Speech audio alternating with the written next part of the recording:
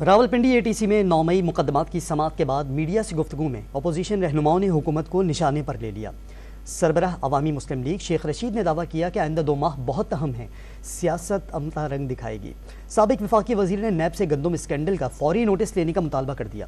فواد چودھری نے PTI نہ چھوڑنے کا دعویٰ کر دیا، خبردار کیا کہ PTI اور مولانا فضل الرحمان اکٹھے ہو گئے تو حکومت 3 ماہ سے زیادہ نہیں چلے گی۔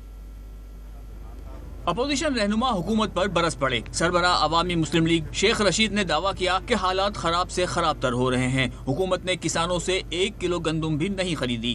صنعت کار رو رہا تھا، دکاندار رو رہا تھا، آپ کاشتکار رو رہا ہے، کوئی گندم۔ میں چیلنج کرتا ہوں، ابھی تک کوئی گندم کی پالیسی نہیں آئی اور 1 کلو بھی گندم جون سی ہے وہ نہیں خریدی گئی، اور محلے میں کریانے والا بھی ادھار نہیں دے رہا۔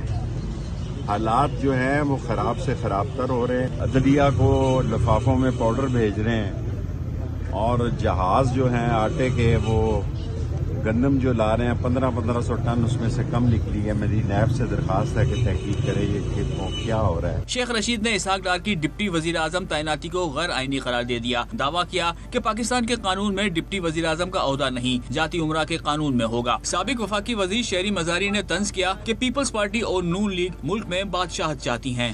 ہے کوئی کارکردگی؟ مطلب ہوگی تو بات کریں گے نا، ہے کوئی کارکردگی؟ اسحاق ڈار کو ڈپٹی وزیر اعظم بنایا گیا ہے۔